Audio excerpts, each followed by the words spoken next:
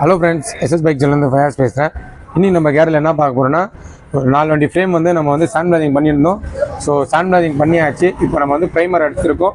So primer அடிச்சுட்டு அதுக்கப்புறம் next work என்னென்னா டிங்கரிங் ஒர்க்கு போவோம். ஸோ டிங்கரிங் ஒர்க்கு நம்ம என்ன பண்ணுவோம்னா, கம்ப்ளீட்டாக இந்த ஃப்ரேமில் இந்த பாருங்கள், இந்த ஃப்ரேம்லலாம் வந்து எல்லாம் டேமேஜ் ஆகிருக்குல்ல. ஸோ இதெல்லாம் வந்து டிங்கரிங் ஒர்க் ஆகும். அதுக்கப்புறம் வந்து மெயின் வந்து நம்ம ரெடி பண்ணுறது என்னென்னா, இந்த ஸ்டாண்டு பின்னு பாருங்கள். இந்த ஸ்டாண்டு இவ்வளோ ஷேக் இருக்கும். சென்டர் ஸ்டாண்டை போடும்போது என்ன ஆகும்னா, ஸ்டாண்ட் வந்து அது ஒரு கம்ப்ளீட்டாக ஒரு வைப்ரேஷன் இருக்கும். இதில் வந்து என்ன பண்ணணும்னா, இப்போ இதில் பாருங்கள், இதில் வாஷரே இல்லை பாருங்கள். ஸோ இதில் 2 சைடு வாஷர் இருக்கும். இந்த சைடும் வாஷர் இருக்கும், இந்த சைடும் வாஷர் இருக்கும். ஸோ இந்த சைடில் வந்து வாஷர் இல்லை. இந்த சைடு வாஷர் இல்லைன்னா ஒரு சின்ன டிப்ஸு, இதுக்கு என்ன வாஷர் செட் ஆகும்னா, இந்த சாக் அப்சர் வருதுல்ல, இந்த சாக் அப்சர் வந்து இந்த 2 வாஷர் வரும். இந்த ஒரு வாஷர் வரும்.